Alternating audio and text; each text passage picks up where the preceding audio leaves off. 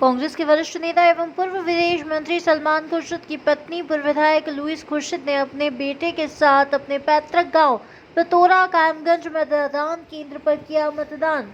Lewis Khurshid ने मारिया आलम के vote जिहाद वाले प्रकरण पर कहा कि इस तरह के शब्दों का प्रयोग चुनाव में नहीं होना चाहिए। इस तरह के शब्दों के प्रयोग से बचा जाना चाहिए। मारिया आलम के बयान से हमारा कोई सरोकार नहीं। लुईस खुर्शीद ने कहा कि चुनाव संविधान और लोकतंत्र बचाने का चुनाव है। सभी को बढ़ चढ़कर संविधान बचाने के लिए करना होगा मतदान। प्रधानमंत्री नरेंद्र मोदी जिस तरह की शब्दावली का प्रयोग कर रहे हैं, उनकी हार और हताशा साफ दिखाई दे रही है। ये पूरा चुनाव खत्म हो गया, आप मुद्दे हमसे पूछ रहे हैं। संविधान को बचाना है, एक तो बड़ी बात यह है कि संविधान को बचाना है, और यहाँ छोटी बात यह है कि फर्रुखाबाद को बचाना है। तो लव जिहाद जैसा मतलब जो है कि एक वोट जिहाद का मुद्दा उठा था, इसको लेके आप क्या कहेंगे? देखिए, ऐसा है, जिसने भी ये कहा सलमान साहब ने कहा नहीं, और सच्ची बात यह है कि ऐसे लफ्ज़ चुनाव में इस्तेमाल नहीं करना चाहिए।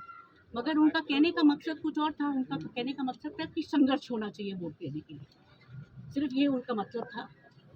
हमसे कोई नहीं है, जाइए ना, वो है ज़रूर सलमान साहब के रिश्तेदार, मगर आप लोग सब जानते, फर्रुखाबाद के लोग जानते हैं कि उनके परिवार हमेशा हमारे खिलाफ रहे। वो बात छोड़, बात यह है कि ये चुनाव इस देश को बचाने के लिए बहुत ज़रूरी है, क्योंकि जिस हद तक प्रधानमंत्री गए, जो अनाप शनाप बात निकल रहे हैं प्रधानमंत्री के मुंह से, वो किसी प्रधानमंत्री को शोभा नहीं देती।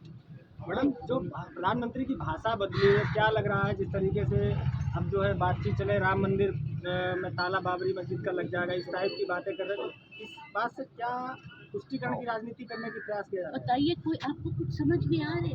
जब कांग्रेस पार्टी ने कहा कि जो भी सुप्रीम कोर्ट का फैसला है उसके लिए हमारे बिल्कुल सर आंखों पे है, और हमने मान भी लिया है, तो कहाँ ये बात आ रही है कि हम ताला लगा देंगे राम मंदिर को? प्रधानमंत्री की भाषा में हताशा नजर आ रही है, तुष्टिकरण नजर आ रहा है।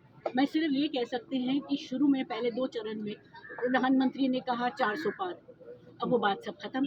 अब वो कहने लगे कि जब कांग्रेस आएंगे तो इसके मान तो लिया कि कांग्रेस आ रहे, मान तो लिया कि इंडिया गठबंधन आ रहे, उसके लिए हम शुक्रिया अदा करना चाहते हैं प्राइम मिनिस्टर। जिस तरीके से प्रधानमंत्री और भारतीय जनता पार्टी कह रही है कि कांग्रेस के पास प्रधानमंत्री पद का उम्मीदवार कौन है, इस बात को लेकर भी लगातार बहस अब शुरू की गई है चौथे चरण के दरमियान। अरे, कांग्रेस के पास बहुत लोग हैं, हमें कोई ऐलान करने की जरूरत नहीं है, पूरा गठबंधन में बहुत लोग।